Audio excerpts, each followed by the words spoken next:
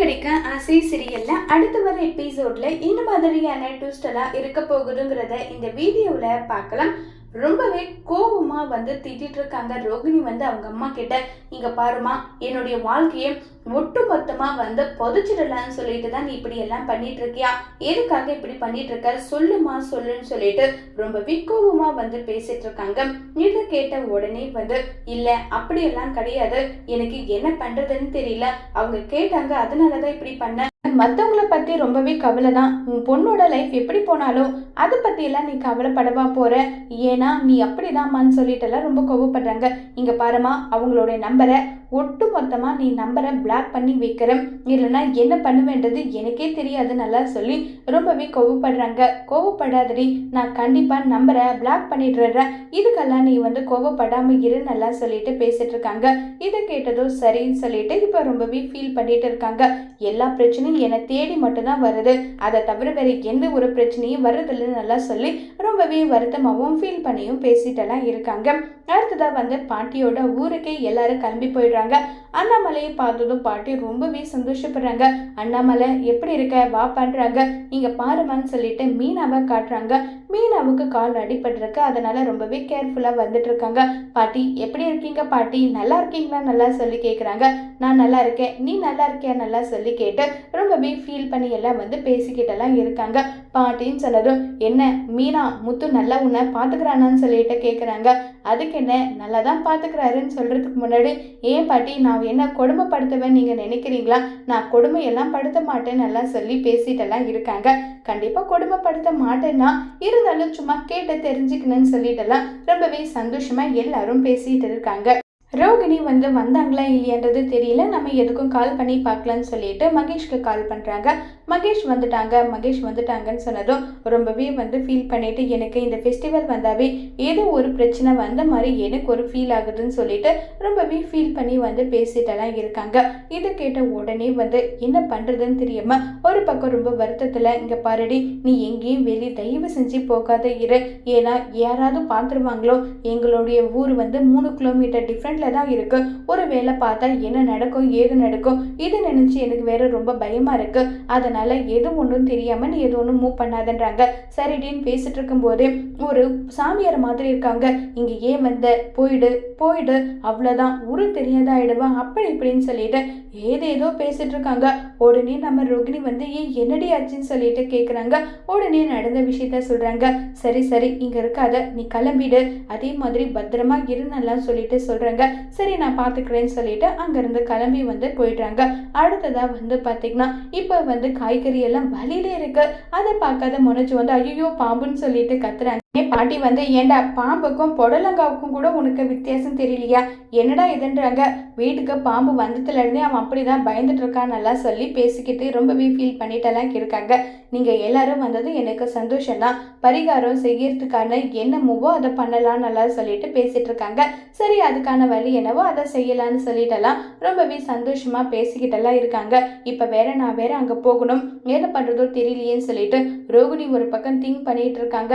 இங்க பாருமா, என்னால் வர முடிஞ்சா கண்டிப்பாக நான் வருவேன், இல்லை நீ வந்துதான் ஆகணும், உன் அப்பாவோட தேவசத்தை நீ பண்ணி தான் ஆகணும்னு சொன்னதும் வேற ஆப்ஷன் கிடையாதுன்றதுனால இப்போ அங்கேருந்து கிளம்பி போயிடலான்னு சொல்லிட்டு முடிவும் பண்ணிடுறாங்க. முடிவு பண்ணிட்டு கிளம்பலான்னு சொல்லி திங்க் பண்ணிட்டு இருக்காங்க. அப்போ பாட்டி வராங்க. பாட்டி இங்கே பாரு மீனா, நீ கோவிலுக்கு போயிட்டு வந்துடுன்னு சொன்னதும் சரி பாட்டி போயிட்டு வந்துடுறேன்னு சொல்லிட்டு மீனா சாமி கும்பிட போகலான்னு சொல்லிட்டு ட்ரை பண்ணுறாங்க. அப்போ அதே பூசாரி ஒரு மாதிரி இங்கே பாரு நீங்க இருந்தீனா கண்டிப்பா உனக்கு பிரச்சனை தான், இங்க இருக்காத போயிடு, இங்க இருக்காத போயிடுன்னு சொல்லிட்டே கத்துறாங்க. இப்ப என்ன பதில் சொல்றதுன்னே தெரியாம ஒரு பக்கம் ரொம்பவே வருத்தத்துல இருக்காங்க மீனா. உடனே அந்த இடத்துக்கு இப்ப மீனா என்னாச்சு உனக்குன்னு சொல்லிட்டு கேக்குறாங்க. உடனே நடந்த விஷயத்தெல்லாம் மீனா சொன்னதும் நீ அதவே நினைச்சிட்டெல்லாம் இருக்காத, எதுக்காக நீ அதவே நினைச்சிட்டு இருக்க, விடு மீனான்னு எல்லாம் சொல்லி பேசிட்டு இருக்காங்க. அடுத்த நாள் ஆகுது. ரோகிணி எனக்கு ஒரு கிளைண்ட் இங்க பார்க்க சொல்லியிருக்காங்க, நான் போயிட்டு பார்த்துட்டு வந்துடுறேன்னு சொல்லிட்டு போய் சொல்லிட்டு அங்கேருந்து போறாங்க. உடனே அப்பவே மீனா சந்தேகப்படுறாங்க, என்னடா இது இப்படியெல்லாம் கூட கிளைண்ட் வருவாங்களான்னு சொல்லிட்டு சந்தேகப்படுறாங்க.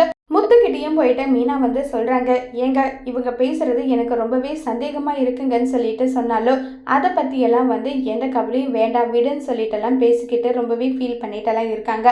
அந்த பார்லரம்மா எப்படி போனால் நமக்கு என்ன வந்தது, விடு அதை பற்றியெல்லாம் நம்ம பேச வேண்டாம்னு சொல்கிறாங்க. சரின்னு சொல்லிட்டு இப்போ அதை பற்றி பேசாமையும் இருக்காங்க. இப்போ வந்து நம்ம ரோகிணி, அம்மா இதுவே ஃபர்ஸ்ட் அண்ட் லாஸ்ட்டுமா, உன் அப்பாவுக்கு நீ இதை செய்யணும் அதை செய்யணும்னு சொல்லிட்டு என்னை கூப்பிடுற வேலை தயவு செஞ்சு வச்சுக்காத, அவ்வளோதான் நான் உனக்கு சொல்லுவேன்னு சொல்கிறாங்க. சரிடி நான் இனிமேல் உன்னை கூப்பிடலாம் மாட்டேன் சரியான்னு சொல்கிறாங்க. இதே மாதிரி தான் சொல்கிறேன், ஆனால் எப்போ பார்த்தாலும் உடனே வந்து இதை பண்ணணும் அதை பண்ணணும், உன் அப்பாவுக்காக இதை செய் அதை செய்ன்னு சொல்லிட்டு கூப்பிடுறேன், இதே வேலையதாம்மா நீ வச்சுட்ருக்கேன் நல்லா சொல்லிட்டு ரொம்பவே கோவப்பட்டு பேசுகிறாங்க. சரி வான்னு சொல்லிட்டு இப்போ அதுக்கான அரேஞ்ச்மெண்ட் எல்லாமே வந்து பண்ணிக்கிட்டு வந்து இருக்காங்க.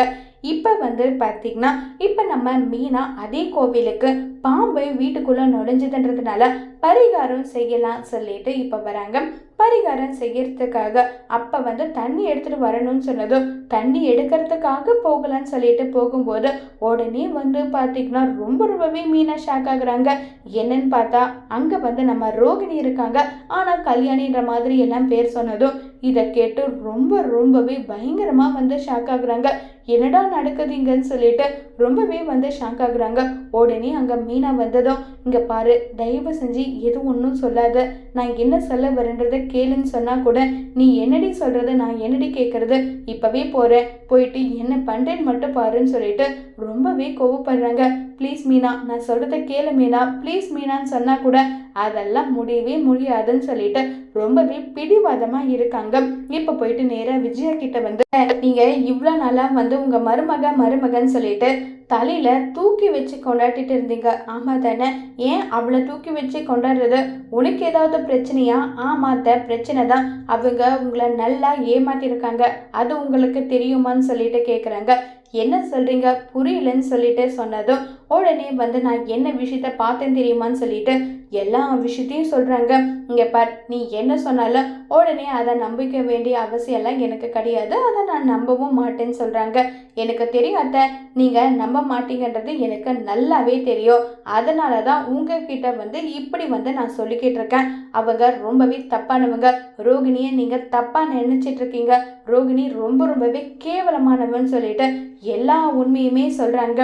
இதை கேட்டதும் உடனே ரோகிணி கிட்ட போகிறாங்க மீனா போயிட்டு ரோகிணி இப்போ நீங்களாவே சொல்லுங்க மீனா, உண்மை என்னன்றத நீங்களாவே சொல்லுங்க மீனான்னு சொல்லிட்டு கேட்குறாங்க. அப்போ கூட வந்து பார்த்திங்கன்னா எதையும் சொல்லாமையே இருக்காங்க.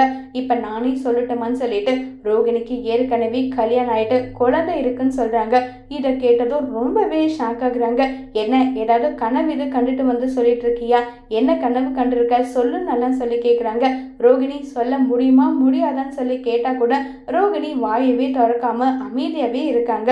இப்போ ரோகிணி நீ சொல்ல முடியுமா முடியாதான்னு சொல்லிட்டு திரும்ப கேட்டாலும் அதுக்கு வாயே திறக்கிறது கிடையாது.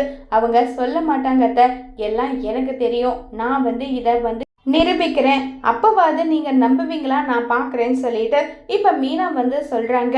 இப்போ மீனாவை வந்து ரோகிணி வந்து என்ன செய்வாங்க, மீனா போயிட்டு உண்மையை சொல்லுவாங்களா இல்லையாங்கிறதெல்லாம் வரப்போகிற எபிசோடில் வெயிட் பண்ணி பார்க்கலாம். தேங்க்யூ.